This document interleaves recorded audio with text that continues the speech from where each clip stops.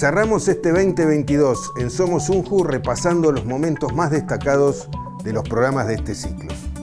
El año 2022 ha sido un año de transformaciones, descubrimientos. Es un año en el cual el mundo ha vuelto a funcionar, ha vuelto a caminar después de la pandemia y nosotros con él. Que el 2023 nos encuentre de nuevo en la pantalla de Canal 7 y en la Universidad Nacional de Jujuy, la universidad pública y gratuita de Jujuy, nuestra casa, la casa de todos. Hay mucho más universidad. Hasta el año que viene. Vivimos rodeados de información, permanentemente recibimos información. A partir de esa información establecemos nuestras conductas. A veces las respuestas son automáticas, otras veces las respuestas son razonadas. Una de las principales fuentes de esa información es la luz natural. Hoy en Somos Unju, luz natural, cronobiología.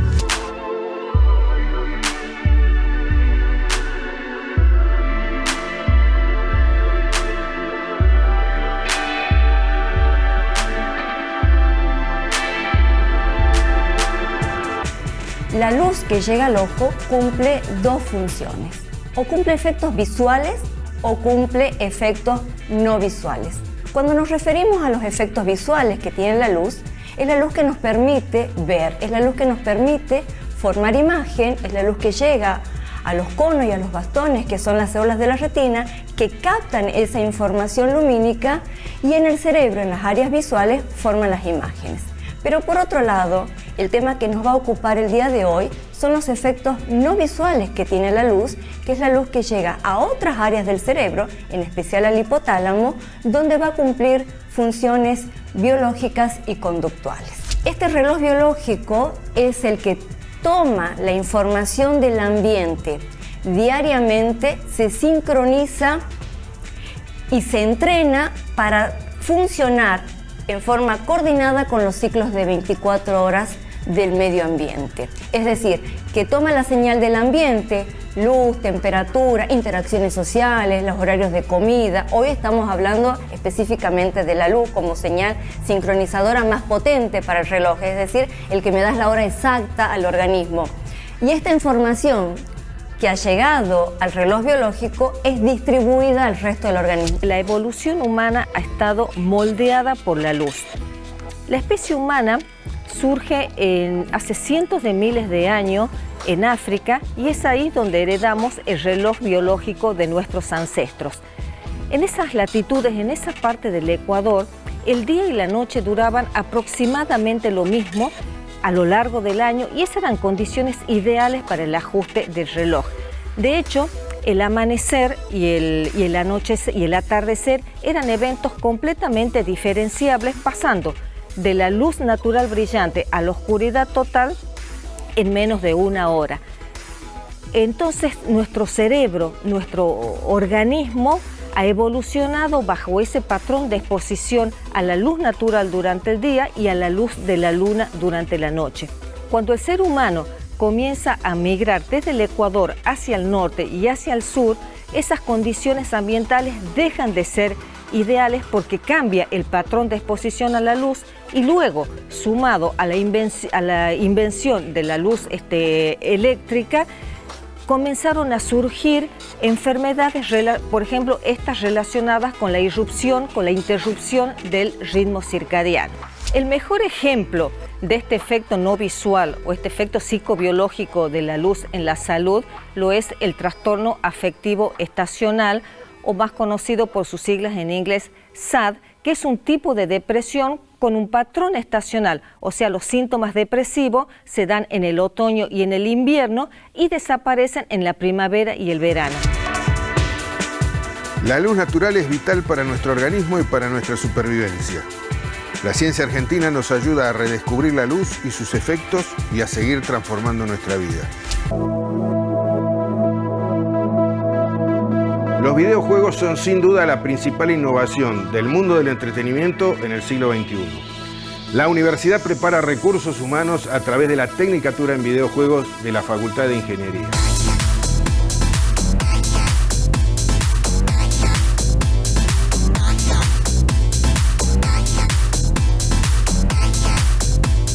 La carrera está armado justamente con un programa, un plan de estudio acorde a la necesidad de la industria. Como el título se llama Diseñador Integral de Videojuegos, lo que está pensado es en 3 años, en el cual en el primer año se ve todo lo que tiene que ver con el desarrollo de la programación y el conocimiento de lo que es la industria del desarrollo de videojuegos.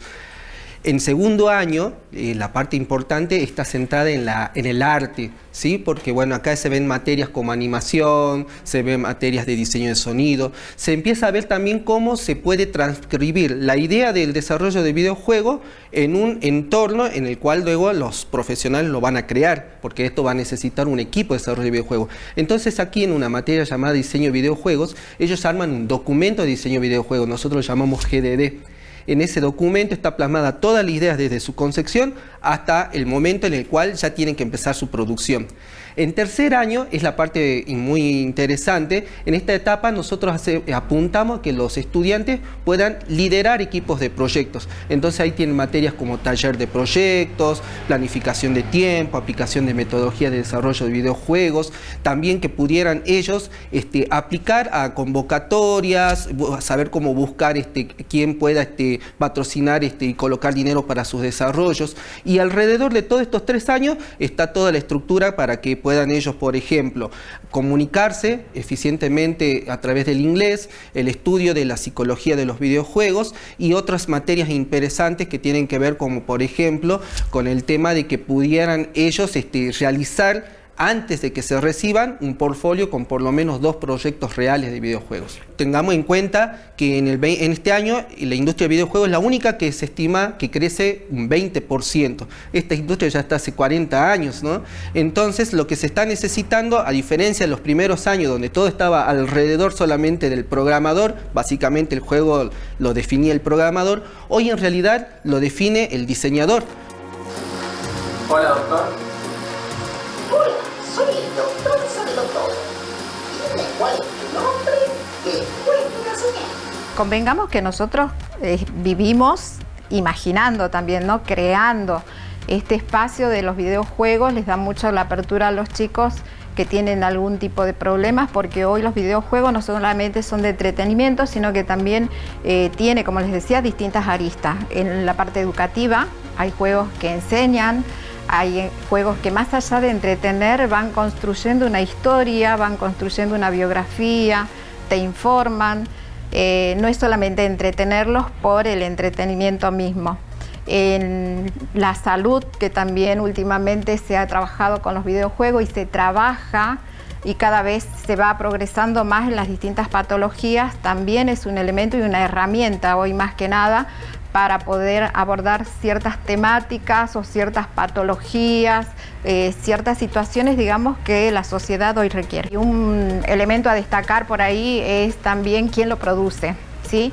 Porque más allá de que esto sea nuevo, si hablamos de ética y de ontología, que se refiere a toda la ética profesional, también no está regulado, digamos, como otros espacios dentro de la sociedad, pero a medida que se van produciendo ciertas situaciones, también se van creando, digamos, ciertas normas. Es por eso que muchos videojuegos, y quienes entienden de este tema lo saben mejor que yo, han sido bloqueados, han sido sacados del mercado, justamente por no responder, digamos, a estas normas que tienen que tener de alguna manera, ¿no? Porque no se puede producir por producir sin tener en cuenta el sujeto quién lo va a recibir.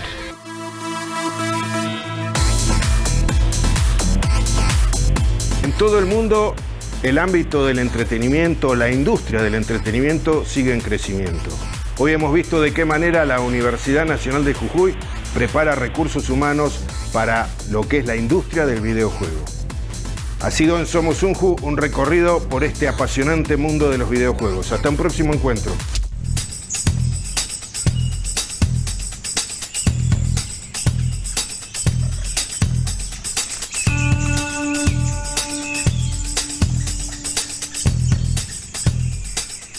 Cuando hablamos de paisajes, seguramente las primeras impresiones que tenemos son las impresiones visuales. Los colores, las formas, los reflejos. Hay un componente no menor en los paisajes, que es el elemento de los sonidos, el paisaje acústico. Seguramente el rumor de un arroyo, el viento golpeando contra el follaje de la vegetación. Otro componente seguramente son los sonidos producidos por la fauna, el canto de las aves, por ejemplo. Y otro factor importante dentro de la fauna son los sonidos que producen los anfibios. En el Parque Nacional Carilegua, hoy en Somos Unju, sapos y ranas.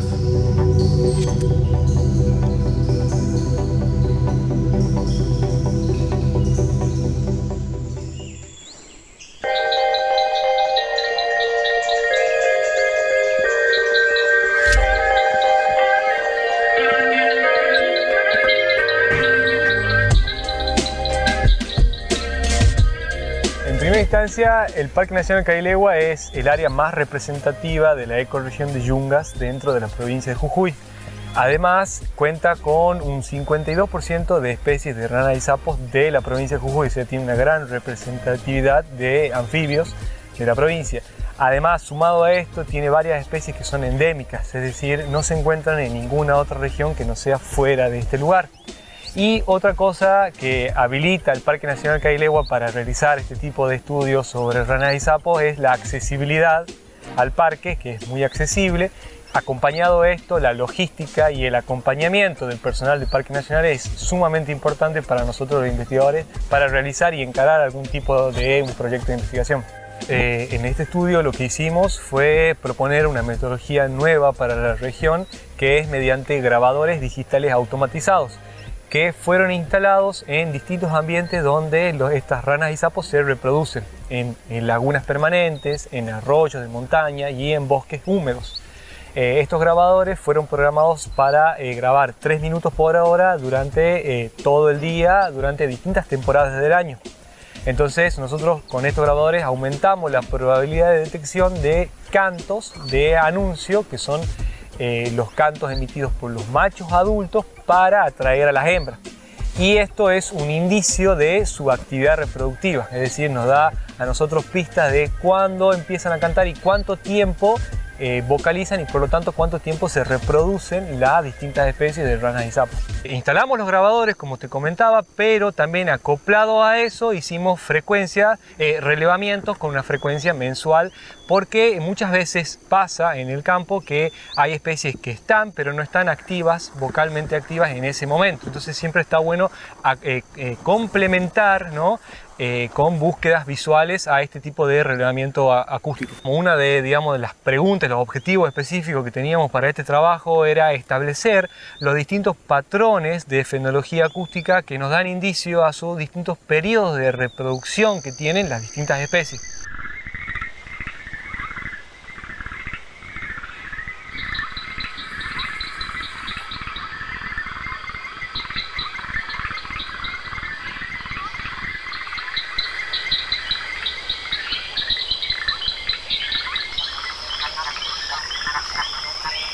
El paisaje sonoro está constituido por distintas fuentes de sonido y cada lugar tiene su característica por sus patrones de sonido. Se podría decir que el paisaje sonoro está constituido por la biofonía, que son todos los sonidos elaborados por los animales y las ranas y los sapos, que es el foco de mi estudio. La antrofonía, que son todos los sonidos elaborados por nosotros, por nuestras actividades humanas. Y la geofonía son sonidos producidos por factores ambientales, como por ejemplo la lluvia, el viento, el río. Todo eso, ese conjunto de fuentes sonoras, hacen lo que se conoce como paisaje sonoro. Y en este proyecto, comentanos qué instituciones participan, digamos. Bueno, en esta investigación en particular, la Universidad Nacional de Jujuy, donde yo realicé mi tesis, y el Instituto de Ecorregiones Andinas, y además, que depende del CONICET, y además de esto, hemos tenido el apoyo de organismos que aplican a la conservación, como por ejemplo de Ruford Foundation.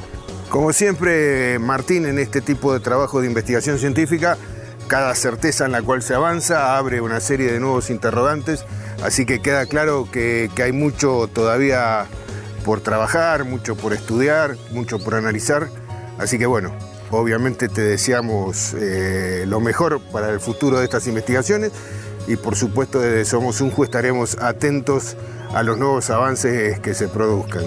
Así que bueno, muchísimas gracias por el recorrido, ha sido un recorrido excepcional. Gracias, y nos veremos pronto. Dale.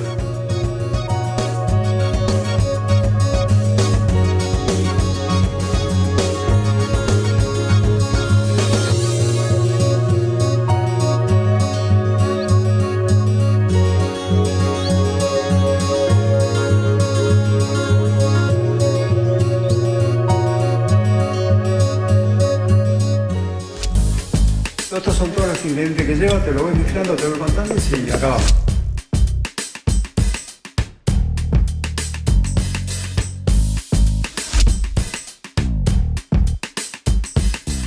En Somos Unju recorreremos los 500 años de historia del maíz y del mote, ese plato tan tradicional de nuestra región.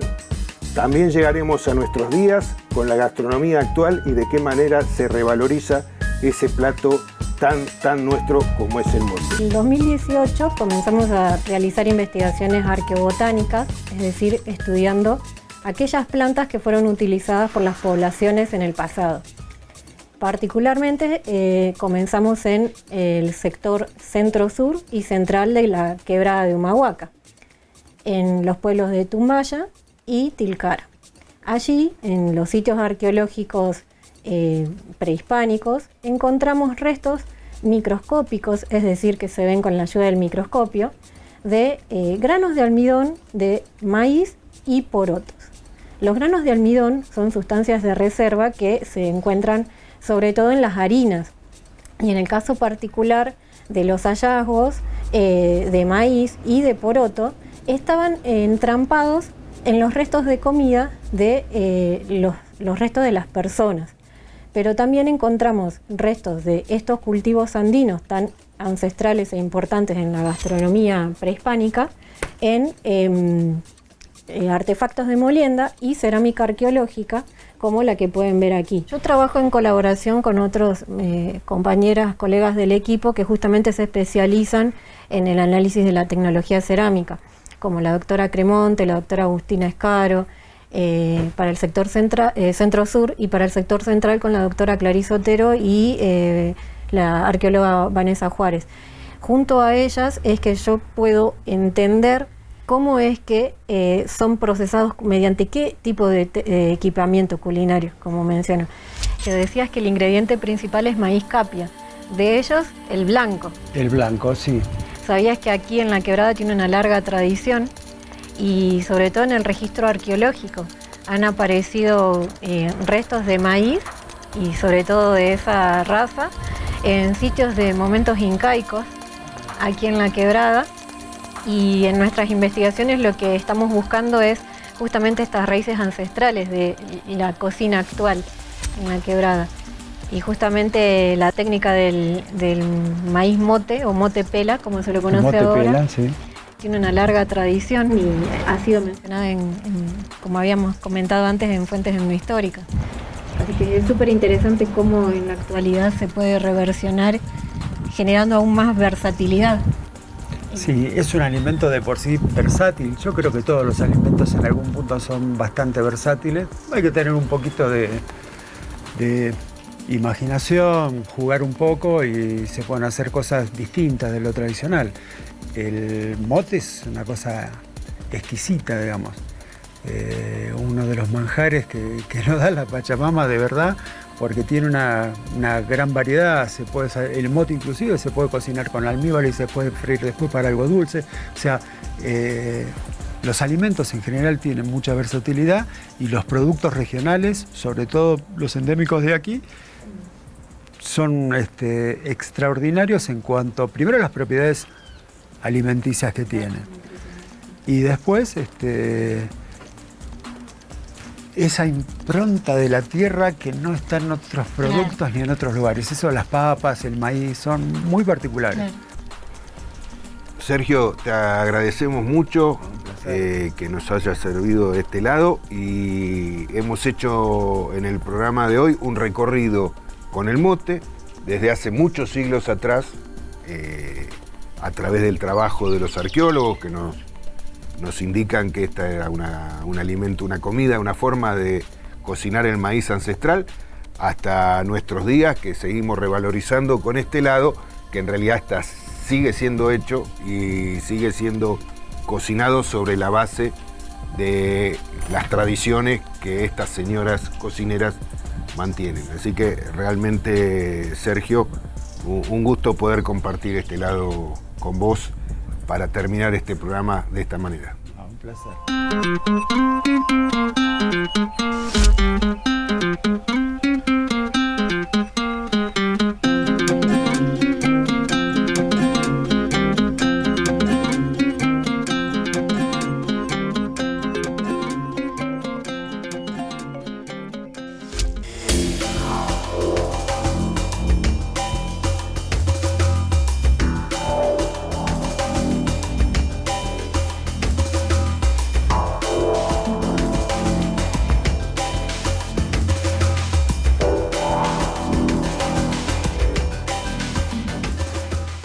Conocer el suelo que nos rodea, la tierra que nos rodea, nos permite vivirla con más intensidad, aprovecharla mejor y vivir más seguros.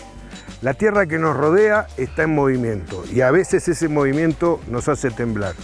Hoy en Somos Unju, sismología, tierra en movimiento. Jujuy está en la placa continental sudamericana, por debajo de la cual se subduce la placa oceánica de Nazca.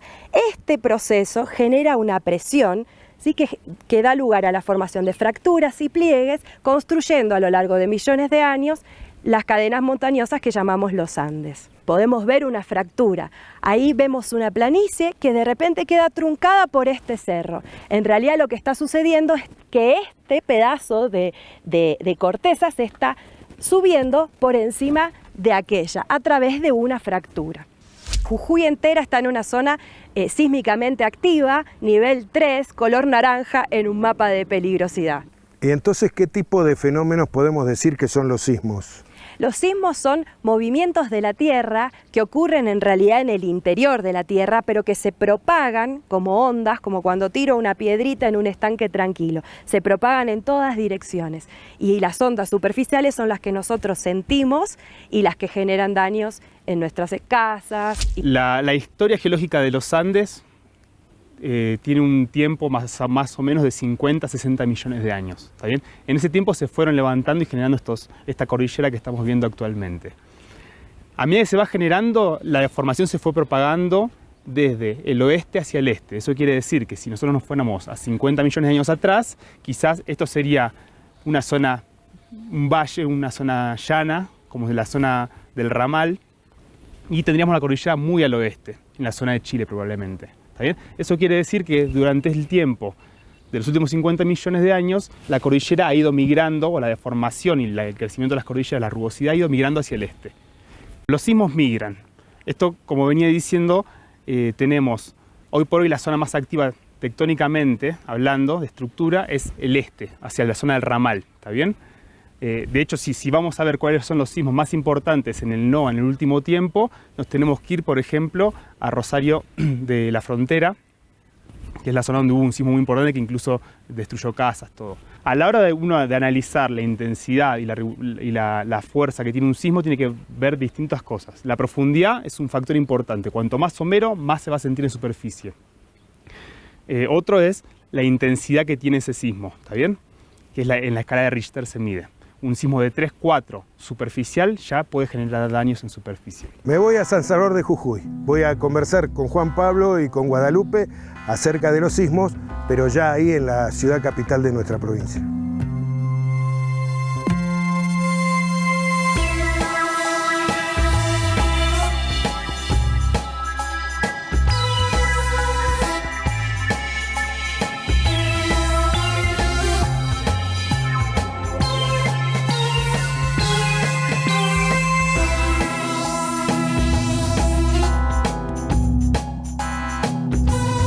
Cuando vemos un mapa de la ciudad de San Salvador, también vemos que hay distintas fallas que atraviesan la ciudad. Tenemos la falla de los Alisos, que es una falla que nace en el dique de los Alisos, donde está el dique justo, que pasa por debajo del GAM 5. Lo importante es entender que los terremotos ocurren, no los podemos evitar. Entonces lo que tenemos que tratar es de minimizar los daños, y eso lo hacemos a través de la prevención. ¿Cómo hacemos prevención? Hacemos prevención educando a la población, hacemos prevención construyendo, generando infraestructuras que sean sismoresistentes, es decir, que ante un evento sísmico puedan resistir esos movimientos y no se destruyan o se destruyan lo menos posible. Y también aportando conocimientos geológicos nuevos, generando mapas de riesgo. Los mapas de riesgo son los que nos indican qué zonas son las más vulnerables a sufrir daños, y también entendiendo cómo es la geología, cómo son las características de las infraestructuras, qué cantidad de población habita, ¿no? Que eso es lo que va a dar un mayor o un menor daño, ¿no?, a la sociedad. El aporte de la investigación científica y el desarrollo tecnológico son fundamentales para esto, y nuestros investigadores de la Universidad Nacional de Jujuy hacen aportes sustanciales para la planificación. Esto ha sido Somos Unju, Universidad, Territorio y Transformación.